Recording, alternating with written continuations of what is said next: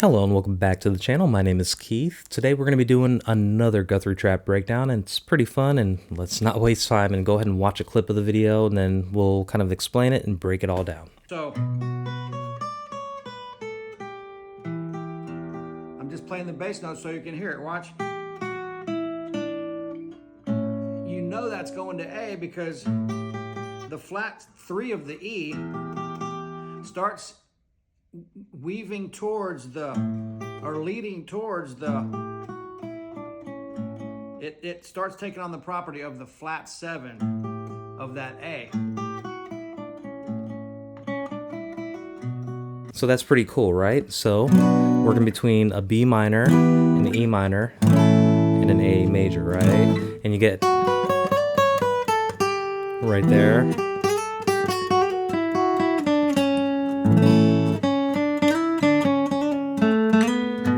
Something like that. And we're using a kind of mixture of the scales that are tied to the chords to melodically weave in and out with your solo between those chords. And that's kind of like the missing piece I feel a lot of people have is you know all the scales and you kind of want to know how to play the changes and all that. So this is exactly that. So let's go ahead and break it down. It all starts out with the chords. Again, the chords he's using, B minor, right there. Imagine you have an A here, scoot it up 2 frets, it's a B, right? Lift up the middle finger, it's in B minor. Now we have an E minor as our next chord. How do we get that? Imagine this is a D. We all know this D. Here's an E. Do this shape as an E minor. And we all know the A, right? Next, we got to look at the scales, right? So what do we do when we know a minor scale, right? How do we translate this to a scale? Let's look at the minor scale, the minor pentatonic scale first. We all know that, right?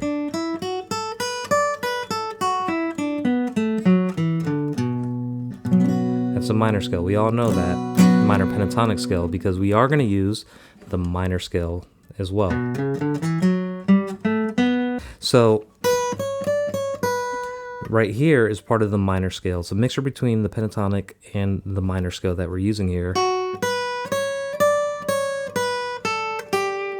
So if we roll up from this B minor, right, that's the chord we're working on the 7th fret, the B string, 7th fret, E string, 9th fret, and we lead back to this E minor, right? And this comes from that minor scale. And I think I even labeled it there with a different color. This second, right? This is part of the minor scale right here. Still part of this B minor. Right? And then we kind of lead back naturally to this is the minor 3rd of this E minor chord. So that's the B minor scale leading back to that minor 3rd of this E. Then we could roll up the E minor pentatonic scale just like that, and that leads us to the 3rd of this A. But what are we doing here? We're kind of switching between, because when you hit this minor 3rd, it kind of leads you back to that normal 3rd of this A, the major 3rd of this A, right? And where does that come from? The A major pentatonic scale, but in this D position, right? That's an A as well. So the A major pentatonic scale looks like this, right? In that D shape, right? So here's our root for the A, and the D shape is like this. So this is how you kind of imagine this shape, right? Or position, however you want to do it. So when we're here, we're moving from B minor to that E minor, then walking down the pentatonic scale for the A, and we land on that 3rd of this A. See where I'm getting at here? And then we roll up the scale again, and then we land right back on that B minor. right? E minor,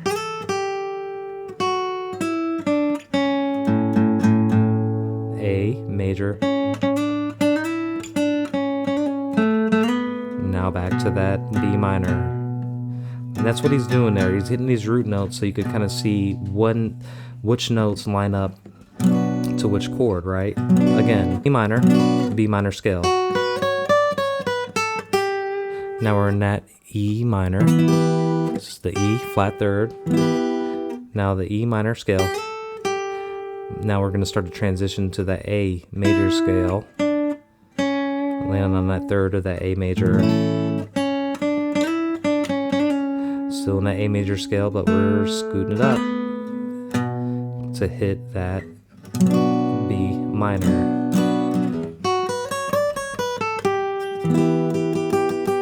Flat third,